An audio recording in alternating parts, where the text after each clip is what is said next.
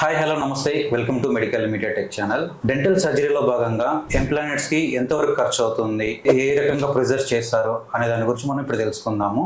ఇప్పుడు మన దగ్గర doctor Vijay Kumar sir, oral maxillo facial surgeon అయితే సార్ ఉన్నారు. సో సార్ నా అడిగితే మనం తెలుసుకుందాము.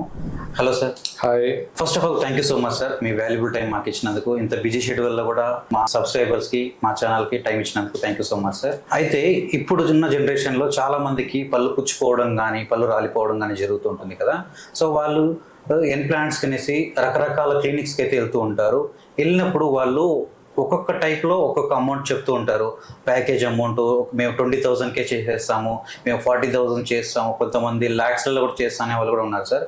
అసలు డిఫరెన్స్ ఏంటి, అసలు మధ్యతరగతి వాళ్ళు చేసుకోవడానికి దీనికి పాసిబుల్ అవుతుందా అవ్వదా, దాని గురించి మీరు ఏమైనా ఎక్స్ప్లెయిన్ చేయగలుగుతారా? నమస్తే, myself Dr. Vijay. I'm a consultant oral and maxillofacial surgeon with a decade of experience.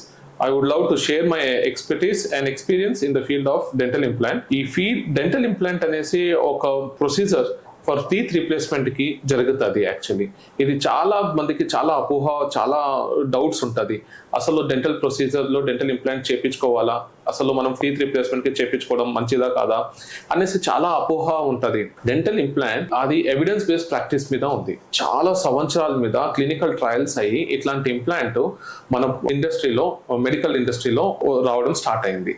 ఈ ఇంప్లాంట్ టైటానియం బేస్డ్ మెటీరియల్తో తయారు చేస్తారు, మెడికల్ గ్రేడ్ టైటానియంతో. అండ్ చాలా మందికి ఈ ఫీల్డ్ గురించి తెలియక అసలు ఇంప్లాంట్ ఇంత కాస్ట్లీగా ఉంటుంది, చేయించుకోవాలా వద్దా అనే ఆలోచనతోనే సగం మంది విండో షాపింగ్ చేసే కొద్దీ అసలు ఎక్కడ వెళ్ళాలి, ఎవరిని నమ్మాలి, ఇంప్లాంట్ ప్లేస్మెంట్ కన్నా ఇంప్లాంట్ అమౌంట్ గురించి ఆలోచించి చాలా మంది వెనకాలాడుతుంటారు.